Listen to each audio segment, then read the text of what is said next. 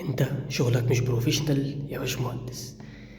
كلمة بنسمعها كتير في الشغل، ولكن هي كلمة، حتى الكلمة دي ممكن تبقى مطاطة جدا. يعني ايه مش بروفيشنال؟ ما هو انا اكيد سمعت طلبك ونفذت بناء عليه، صح كده؟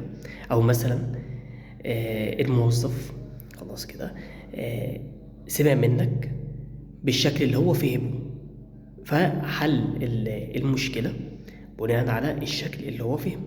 طيب، هل انت بقى كلفت نفسك دقيقة او دقيقتين تتأكد ان هو فهم بالظبط الحاجة اللي انت عايزها؟ فقبل ما تقول للموظف بتاعك ان انت شغلك مش بروفيشنال، اتأكد ان انت وضحت له انت عايز ايه بالظبط.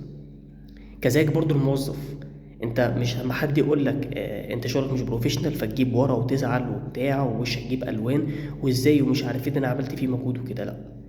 قول له طلبك كان كذا كذا، وبناء على الطلب ده اللي المفروض يتعمل بيحصل كذا كذا كذا في السوق. حضرتك بقى ليك طلبات تانية، يبقى حضرتك لازم توضح لي وبمنتهى البساطة، من غير زعل ومن غير كسوف.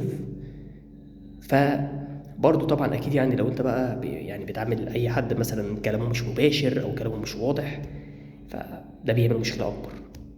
ف فاتاكد ان الشخص اللي قدامك فهمك كويس قبل ما تقول له ان شغلك مش بروفيشنال. وانت كموظف اتاكد ان اللي قدامك هو عارف هو عايز ايه. تمام؟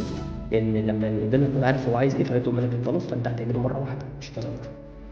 فتقول له انا طلب مني كذا وبناء عليه عملت كذا كذا، فهو بقى مش مركز وهو بيقول، او ما كلفش نفسه ان هو يتاكد ان انت فهمت. ديت مشكله ترجع للشخص اللي طلب.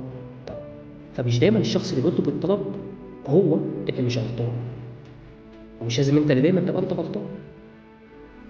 فهي بس ايه الفكره كلها، ايه ان احنا نتاكد ان احنا فاهمين بعض ونضيع دقيقه او دقيقتين احسن ما نعيد شغل ساعه ساعتين.